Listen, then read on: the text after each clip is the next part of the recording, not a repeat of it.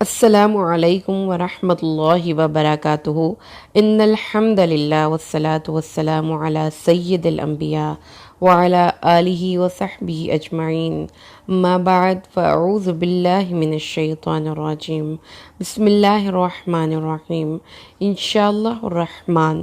آج کے اس لیسن میں ہم سورۃ البقرہ آیت 272 کا ترجمہ معنی کی مختصر سی وضاحت پڑھتے ہیں۔ اعوذ باللہ من الشیطان الرجیم بسم اللہ الرحمن الرحیم۔ لیس علیک ہداہم، آپ کے ذمہ نہیں ہے کسی کو بھی ہدایت دے دینا، ولیکن اللہ، لیکن اللہ، یہدی من یشاء، ہدایت دیتا ہے جس کو بھی وہ چاہتا ہے۔ وما تنفقوا من خیر فلانفسکم، اور جو بھی خیر تم خرچ کرو گے وہ تمہارے ہی لیے ہوگی۔ وما تنفقون الا ابتغاء وجہ اللہ، اور جو تم خرچ کرتے ہو وہ اللہ کے خوبصورت چہرے کے حصول کے لیے ہوتا ہے۔ وما تنفقوا من خیر یوفی الیکم، اور جو کچھ بھی خیر سے تم خرچ کرو گے تمہیں پورا پورا دے دیا جائے گا۔ وانتم لا تظلمون، اور تم پر ظلم نہ کیا جائے گا۔ آپ کی ذمہ داری نہیں ہے کسی کو بھی ہدایت دے دینا، ہدایت تو اللہ کے ذمہ ہے، جس کو چاہے وہ عطا کرے، اور جو بھی اچھائی تم خرچ کرو گے وہ تمہارے لیے ہوگی، اور جو تم خرچ کرتے ہو تو اللہ کے چہرے کے حصول کے لیے ہے، اور جو کچھ بھی تم خرچ کرتے ہو تمہیں پورا پورا دے دیا جائے گا اور تم پر ظلم نہ کیا جائے گا۔ اس آیہ مبارکہ کو ہم پچھلے لیسن میں ڈسکس کر چکے ہیں۔ آج کے اس لیسن میں ہم اس کو ایک اور ڈائمنشن سے انشاءاللہ ڈسکس کریں گے۔ آیہ کا جو پہلا حصہ ہے اس کو اب ہم سمجھتے ہیں کہ اللہ نے ہم سے خطاب کیا، تو اس سے پتہ یہ چلا کہ اللہ تعالیٰ نے ایک چیز کو ایکنالج کیا ہے، ماننا ہے، اور وہ کیا ہے کہ something is wrong is going to be done۔ آپ کی زندگی میں کچھ غلط ہو رہا ہے، آپ کی زندگی میں کچھ ایسے لوگ ہیں جو کہ بے فیض ہیں، جو ناقدرے ہیں، اور وہ آپ کے ساتھ غلط کر رہے ہیں۔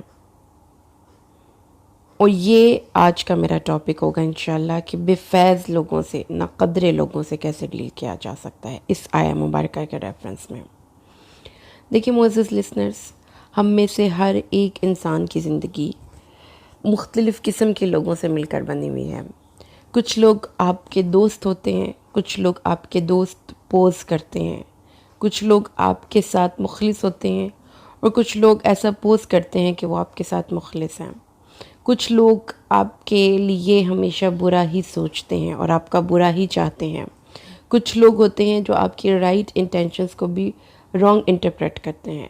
آپ کی زندگی، جتنے بھی میرے معزز لسنرز ہیں، ان کی زندگی میں ایسے لوگ ہوں گے، ان کے گھروں میں، ان کے ورک پلیس پہ، ان کی سوشل سرکل میں، ان کے سسرال میں، آپ کے ارد گرد ایسے لوگ ہوتے ہیں۔ تو اللہ تعالیٰ نے آپ سمجھیے کہ یہ آیہ مبارکہ اللہ کی طرف سے ایک بہت بڑا ہمارے لیے ایک نصیحت ہے۔ ہم میں سے زندگی میں بہت سے ایسے مواقع آتے ہیں کہ جب آپ مخلص ہو کے کسی انسان کے لیے کچھ کر رہے ہوتے ہیں اور وہ آپ کی اخلاص کو بالکل بھی امپورٹنس نہیں دیتا۔ کچھ لوگ ہیں جو آپ کے رائٹ انٹینشنز کو رانگ انٹرپریٹ کرتے ہیں۔ تو بے فیض لوگ ہماری زندگیوں میں ہوتے ہیں، جیسا کہ پنجابی کا ایک شعر بھی ہے کہ نہ بے قدراں دی یاری کولوں فیض کسے نہ پایا، کہ کرتے انگور چڑھایا تے ہر گچھا زخمایا۔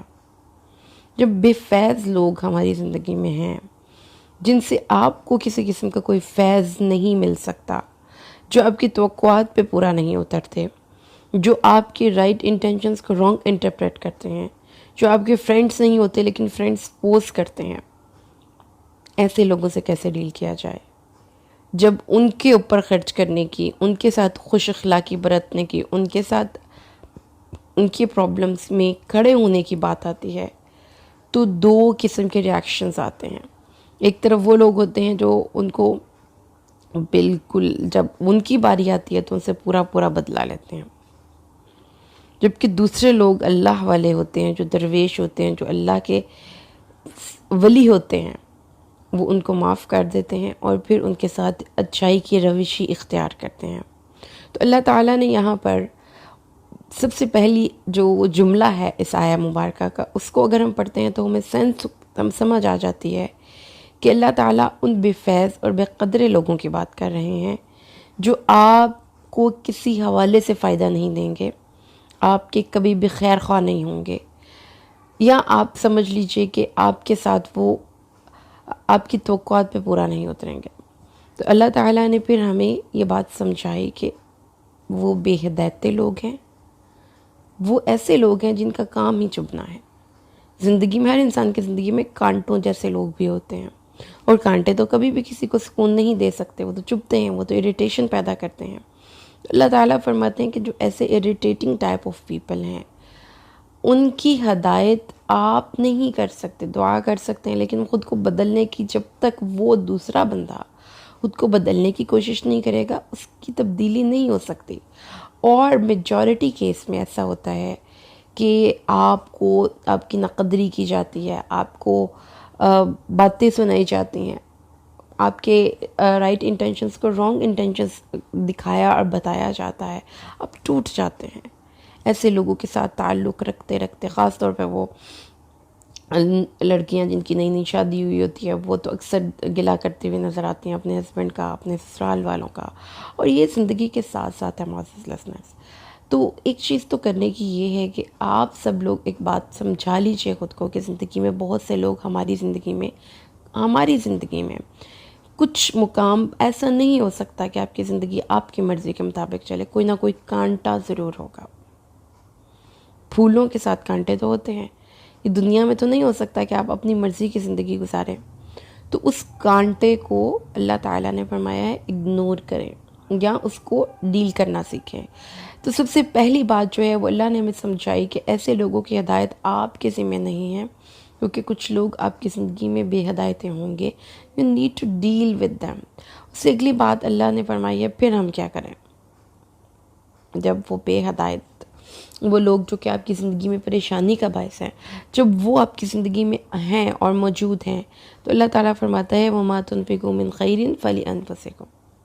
دیکھو، اگر برائی کا جواب برائی سے دو گے تو تمہیں ثواب نہیں ہوگا۔ یہ ایک بہت بڑا موقع ہے صبر کر کے ثواب لینے کا، اور صبر صرف اور صرف کسی بری چیز پہ ہی، یا کسی کے مرنے پر، یا کسی بہت بڑے صدمے یا نقصان پر نہیں ہوتا۔ صبر روزانہ کی بیس پہ بھی ہو سکتا ہے۔ آپ کسی کی ایک ناخوشگوار بات کو چپ کر کے، ناخوشگوار گھونٹ کو پی جائے، یہ صبر ہے۔ اللہ فرماتے ہیں کہ جو کچھ بھی تم خرچ کرو گے وہ تمہاری ایفرٹ ہے کسی ایسے انسان کو برداشت کرنے کے جس کو تم برداشت نہیں کر پا سکتے، لیکن تم اللہ کے لیے اس کو برداشت کر رہے ہو۔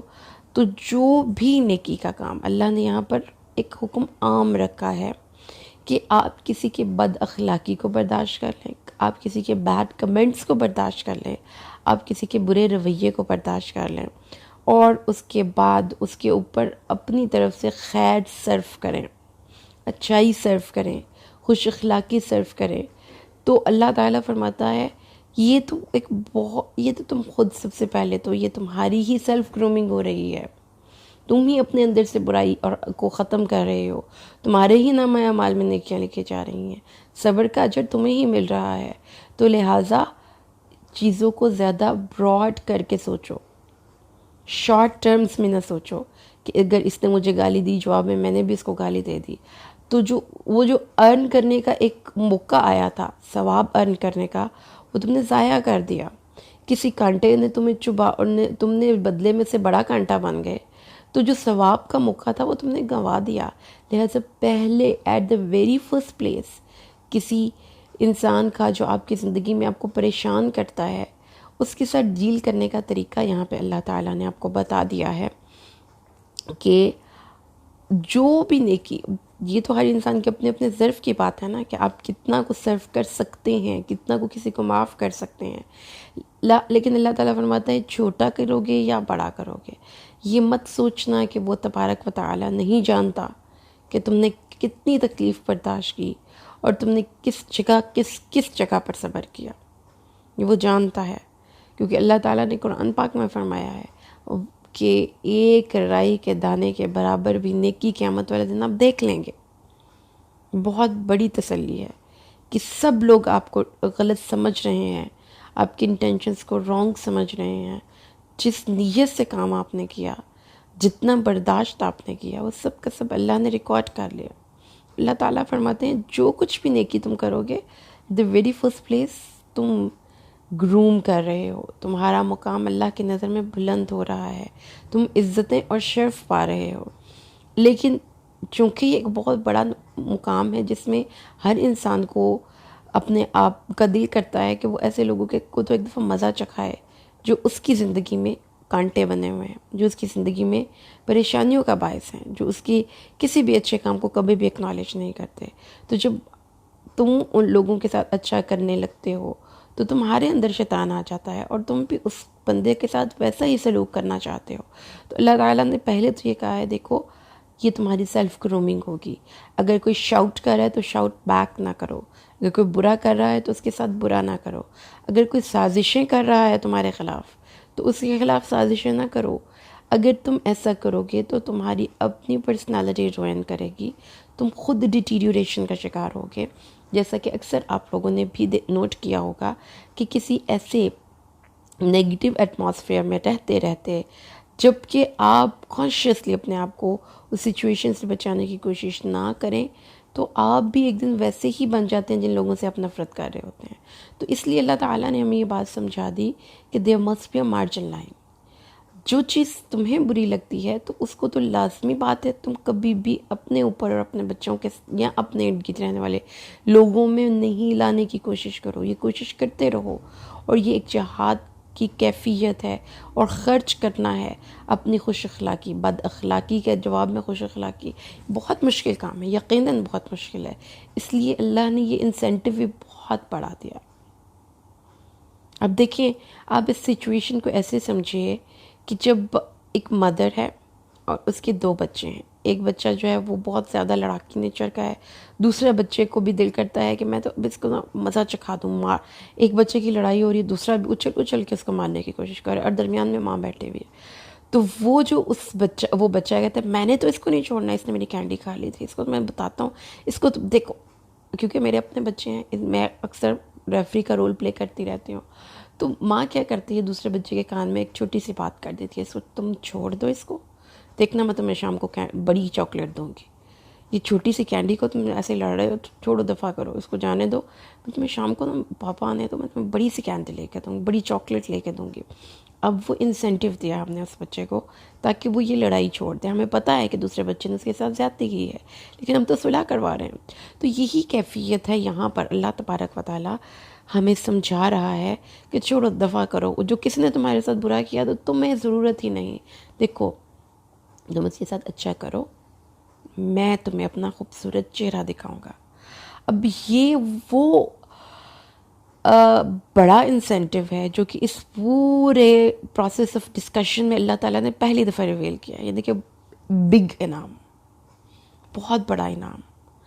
اور اس انعام کو آپ صرف ایک لفظ نہ پڑھیں کہ اللہ کے چہرے کا دیدار، اس میں ایک جذبہ لائیں کہ وہ جس سے آپ پیار کرتے ہیں اور سب سے زیادہ کرتے ہیں. جب محبتیں ہوتی ہیں تو سب سے بڑی خوشی کیا ہوتی ہے؟ محبوب سے ملاقات، اس کے ساتھ بیٹھنا، اس کو دیکھنا، اس کے چہرے کا دیدار کرنا، اس کی طرف دیکھنا. تو جو ایک محبوب سے ملاقات ہے، اللہ تعالیٰ نے یہاں پر ہمیں وہ وعدہ دیا ہے جو جنت میں بھی جانے کے بعد، جنت میں جانے کے بعد جنت سے بھی بڑھ کر اللہ کی عطا ہوگی. وہ جنتیوں کو اللہ کے چہرے کا دیدار ہوگا. تو اللہ تعالیٰ نے پھر کتنا بڑا ہم لوگوں سے وعدہ کر لیا. کسی ایسے شخص کی اس بات پہ صبر کر جاؤ جس کی بات پہ صبر کرنا تمہیں مشکل لگ رہا ہے.